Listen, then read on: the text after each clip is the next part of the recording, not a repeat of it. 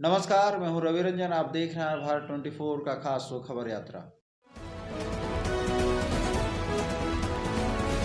प्रतिदिन की तरह आज का भी खबर यात्रा को हम लोग शुरू करते हैं। सबसे पहले हम जानते हैं आज का दिन क्यों खास है। आज यानी 5 दिसंबर 5 दिसंबर 1950 भारत की संसद में सरकार ने पहला संविधान संशोधन विधेयक पेश किया। भारत का संविधान 26 जनवरी 1950 को लागू होता है, लेकिन कुछ ही महीनों में सरकार को महसूस हुआ कि उस प्रावधान में बदलाव बेहद जरूरी है, खासकर व्यक्ति की स्वतंत्रता, भूमि सुधार और सामाजिक न्याय के मामले में। इसलिए 5 दिसंबर 1950 को सरकार ने संसद में पहला संविधान संशोधन विधेयक फर्स्ट अमेंडमेंट बिल पेश किया। बिल दिसंबर 1950 में पेश हुआ, लेकिन आधिकारिक रूप से संशोधन जून 1951 में पारित हुआ। संविधान लागू हुए मुश्किल 10 से 11 महीने हुए थे, लेकिन कोर्ट के कई फैसलों ने सरकार की नीतियों को रोक लगा दिया, खासकर व्यक्ति की स्वतंत्रता, भूमि सुधार और सामाजिक रूप से पिछड़े वर्गों के जुड़े मामले में। जैसे ही राज्य सरकारों ने भूमि सुधार और ओबीसी के लिए आरक्षण देना शुरू किया, कई कानून अदालतों में चुनौती दिए गए और कई बार रद्द भी हो गए। सरकार ने समझा देश को आगे बढ़ाना है तो संविधान में कुछ मूलभूत सुधार जरूरी है। तो सबसे पहले व्यक्ति की स्वतंत्रता में यथोचित प्रतिबंध। आर्टिकल 19 ऐसा था, सरकार कानून व्यवस्था भी ठीक से नहीं संभाल पा रही थी। इसलिए संशोधन में कहा गया, राज्य public order, security of state, morality और डेफमेशन के आधार पर उचित प्रतिबंध लगा सकता है। भूमि सुधार को संवैधानिक सुरक्षा। जमींदारी उन्मूलन कानून लगातार अदालतों में अटक रहे थे। उन्हें बचाने के लिए दो बड़े प्रावधान आए, आर्टिकल 13A और आर्टिकल 13B और साथ ही 19th शेड्यूल। अब भूमि सुधार कानून अदालत में चुनौतियों से सुरक्षित हो गए। सामाजिक रूप से पिछड़े वर्गों के लिए विशेष अधिकार, आर्टिकल 15 का भूल। यह सबसे ऐतिहासिक बदलाव था। सुप्रीम कोर्ट के उस फैसले के बाद जिसमें ओबीसी आरक्षण को रोका गया, सरकार ने संविधान में एक नया प्रावधान जोड़ा, आर्टिकल 15 का 4, जो कहता है राज्य सामाजिक और शैक्षणिक रूप से पिछड़े वर्गों तथा एसटी एससी को कल्याण के लिए विशेष प्रावधान बना सकती है। यानी अब ओबीसी या बैकवर्ड क्लास के लिए आरक्षण, छात्रवृत्ति और विशेष योजनाएं संवैधानिक अधिकार बन गई। यह संशोधन सिर्फ कानून नहीं था, यह भारत के सामाजिक ढांचे को बदले बिना आगे बढ़ने की कोशिश थी। इसी ने भारत में सामाजिक न्याय, भूमि सुधार, संतुलित व्यक्ति और ओबीसी अपलिमेंट की नींव रखी। आज भी पहला संशोधन भारत के संविधान का सबसे प्रभावशाली मोड़ माना जाता है। तो यह था 5 जनवरी 1950 का वह दिन जब देश ने पहली बार अपना संविधान को बदला, ताकि देश बदले और आगे बढ़े और न्यायपूर्ण बने। अब चलते हैं हम लोग झारखंड की खबरों की ओर। देवघर के एथलीट रजी खान और आसिफ शेख ने इंदौर में आयोजित 69वें राष्ट्रीय विद्यालय स्तरीय एथलेटिक्स प्रतियोगिता अंडर 14 में 4x100 मीटर रिले में कांस्य पदक जीतकर इतिहास रच दिया। यह पहला मौका था देवघर के किसी खिलाड़ी ने एथलेटिक्स में राष्ट्रीय स्तर पर मेडल हासिल किया है। रजी खान खेलो इंडिया सेंटर कुमेठा में कोच दीपक कुमार के मार्गदर्शन पर प्रशिक्षण लेते हैं, जबकि आसिफ शेख चंदन कियारी में अभ्यास करते हैं। जिला एथलेटिक्स संघ ने इसे देवघर खेल जगत के लिए मील का पत्थर बताया और दोनों खिलाड़ियों को बधाई दी। झारखंड शराब घोटाला, आईएएस अमित कुमार को एसीबी का समन। झारखंड शराब घोटाले की जांच में तेजी लाते हुए एसीबी ने आईएएस और वाणिज्यकर आयुक्त अमित कुमार को पूछताछ के लिए तलब किया है। इससे पहले कई अधिकारियों से बयान लिए जा चुके हैं। जांच में सामने आया कि उनके कार्यकाल में एक कंपनी के फर्जी बैंक गारंटी पर भी कार्रवाई नहीं हुई थी। घोटाले में पूर्व सचिव विनय चौबे समेत 11 लोगों पर एफआईआर दर्ज है। रिम्स में अतिक्रमण हटाने की उल्टी गिनती शुरू। हाईकोर्ट के 72 घंटे पूरे होने में सिर्फ 2 दिन बाकी, पहले दिन नहीं दिखाते जी। झारखंड हाईकोर्ट के आदेश पर रिम्स परिसर में अतिक्रमण हटाने की 72 घंटे का समय सीमा 4 दिसंबर से शुरू हो गया है। हालांकि पहले दिन कोई बड़ी कार्रवाई नहीं दिखी। कोर्ट ने चेतावनी दी है कि 6 दिसंबर तक अतिक्रमण नहीं हटाने पर एसएसपी पुलिस बल के साथ बलपूर्वक हटाएंगे। रिम्स प्रबंधन ने मुनादी और नोटिस जारी कर लोगों को आगाह किया है। मामला रिम्स की अव्यवस्था पर दाखिल जनहित याचिका से जुड़ा है। अगली सुनवाई 11 दिसंबर को होगी।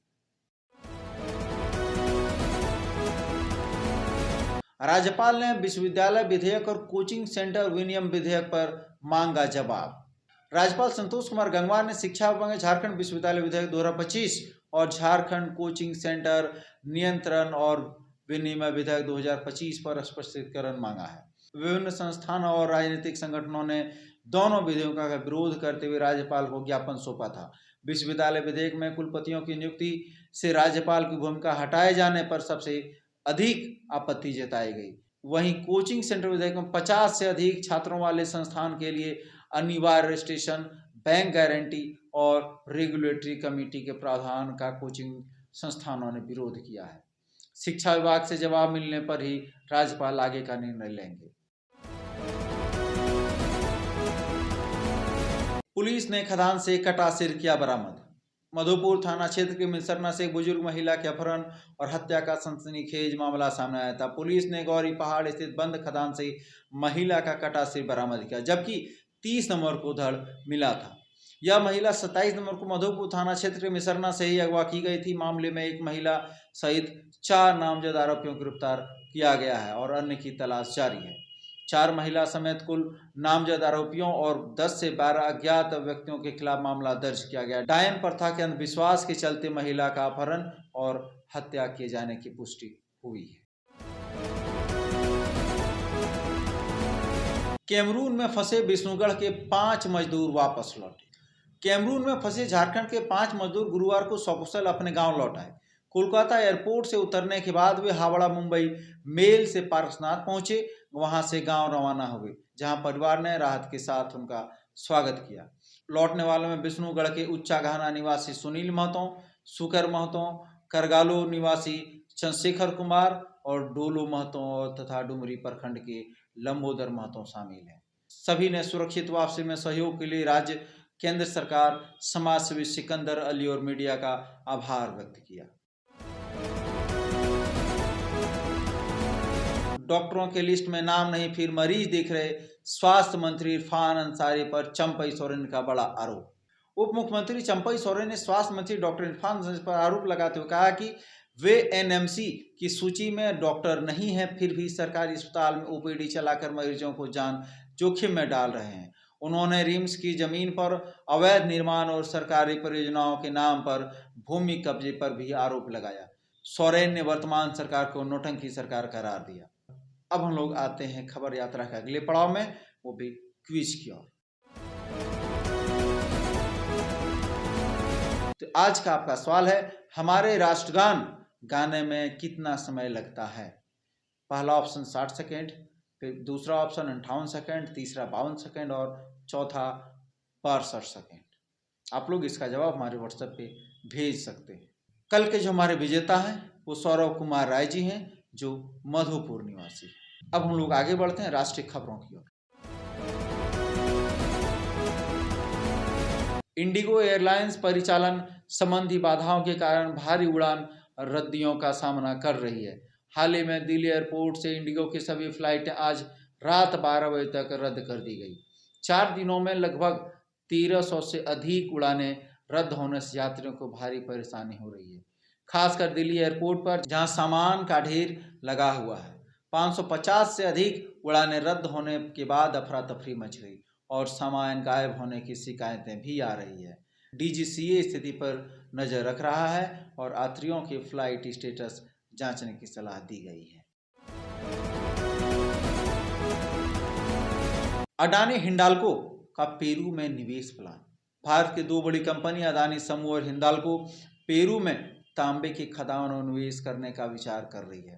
भारत में इलेक्ट्रिक वाहनों और नवीनीकरण ऊर्जा परियोजना को बढ़ते विस्तार के कारण कॉपर की मांग तेज हो रही है। इस वैश्विक साझेदारी से भारत के धातु उद्योग का बड़ा लाभ मिल सकता है। रुपए में गिरावट जारी। आरबीआई द्वारा रेपो रेट घटाने के बावजूद भारतीय रुपए में डॉलर के मुकाबले कमजोरी देखी गई। विदेशी पूंजी प्रवाह घटाने, वैश्विक बाजार दबाव और कच्चे तेल की कीमतों के कारण रुपए का दबाव बढ़ा है। विशेषज्ञों का मानना है कि आने वाले दिनों में रुपए सीमित दायरे में कमजोर हो रहा है। अब हम लोग बढ़ते हैं आगे खबरें अंतर्राष्ट्रीय की ओर। इराक सरकार ने नवंबर 2025 में जारी अपनी आधिकारिक सूचना पत्रिका में एक बड़ी गलती को स्वीकार किया है। उसने अनजाने में हिजबुल्लाह और हूथीस जैसे समूहों को आतंकी संगठन की सूची से हटा हुआ दिखाया गया था। सरकार ने स्पष्टीकरण दिया कि यह तकनीकी त्रुटि थी, न कि किसी नीति में बदलाव के संकेत। इसके बावजूद यह घटना मध्य पूर्व की राजनीतिक, क्षेत्रीय संतुलन और कूटनीतिक संबंधों पर नई चर्चाओं को जन्म दे रही है। श्रीलंका में तूफान के बाद पुनर्निर्माण में भारत करेगा मदद। चक्रवाती तूफान ने श्रीलंका में भारी तबाही मचाई, जिससे हजारों घर नष्ट हो गए और कई परिवार बेघर हो गए। हालात को देखते हुए भारत ने तत्काल पुनर्निर्माण और राहत कार्यों में मदद देने का निर्णय लिया है। भारत खाद्य सामग्री, दवाइयाँ और स्थायी आश्रय पुनर्निर्माण सहायता भेज रहा है। यह मानवीय कदम को दोनों देशों के बीच मजबूत रिश्ते, क्षेत्रीय सहयोग की सकारात्मक मिसाल माना जा रहा है। आज की खबर यात्रा में बस इतना ही। मिलते हैं हम लोग पुनः कल के खबर यात्रा में। तब तक के लिए धन्यवाद। अब आपके शहर मधुपुर में भरोसे का नाम कंप्यूटर पॉइंट। भाई साहब, ऑफिस के लिए अच्छा कंप्यूटर, लैपटॉप, प्रिंटर या सीसीटीवी कैमरा चाहिए या स्टडी के लिए लैपटॉप बजट में उपलब्ध है। ब्रांडेड लैपटॉप या कंप्यूटर सिर्फ 14,999 से शुरू, EMI पर भी उपलब्ध है। साथ ही सभी प्रकार के रिपेयरिंग की सुविधा बहुत ही कम समय में उपलब्ध है। ऑफिस, स्टडी या गेमिंग, हर जरूरत का एक ही जगह कंप्यूटर पॉइंट।